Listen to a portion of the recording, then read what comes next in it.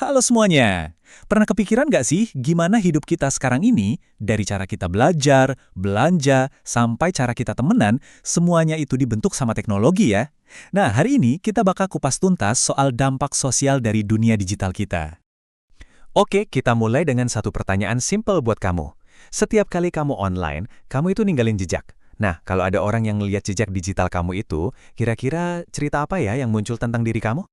Dan ini dia, intinya, jejak digital itu bukan cuma soal foto-foto yang sengaja kamu upload. Bukan, ini mencakup segalanya. Riwayat pencarian kamu di Google, video yang kamu tonton, bahkan data lokasi kamu. Semua itu, sadar nggak sadar, lagi ngebangun sebuah cerita tentang siapa kita. Nah, disinilah ceritanya jadi menarik. Teknologi itu ibarat pedang bermata dua. Di satu sisi, dia ngasih kita kekuatan yang luar biasa. Tapi di sisi lain, risikonya juga sama gedenya. Yuk, kita bedah satu persatu.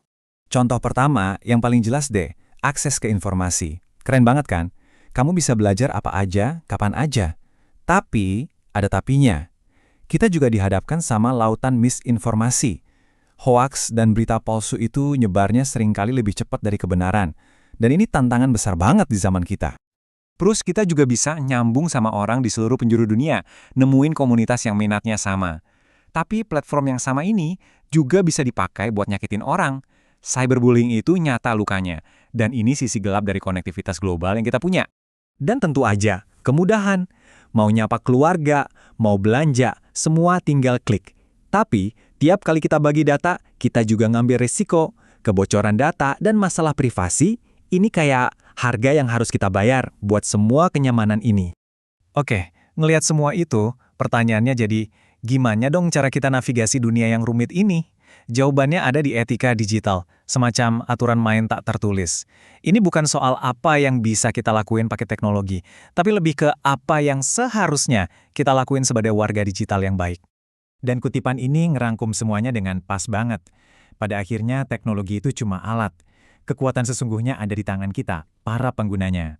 Jadi pengguna yang cerdas dan bertanggung jawab, itulah kuncinya. Oke, kita bikin praktis ya. Anggap aja ini checklist simple buat kita. 1. Kamu udah bertanggung jawab sama apa yang kamu share. 2. Kamu jujur. 3. Kamu nunjukin rasa hormat, bahkan pas lagi beda pendapat. Dan yang paling penting, keempat, kamu sadar nggak sama efek berantai dari setiap klik dan komen yang kamu buat. Sekarang kita naikin levelnya. Tahu aturan itu satu hal, tapi punya skill buat benar-benar membangun internet yang lebih baik, nah itu baru game changer.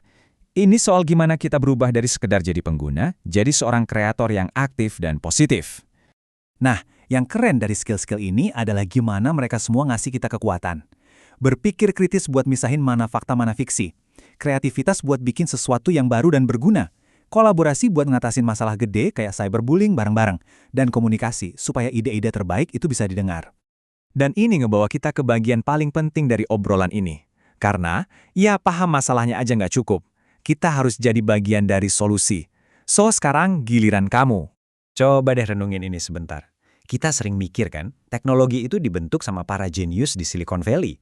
Tapi, itu cuma setengah dari cerita. Yap, cerita itu ditulis oleh warganya, oleh kita semua. Setiap postingan, setiap interaksi, setiap proyek kreatif yang kita mulai, semuanya itu lagi nulis bab selanjutnya dari sejarah internet.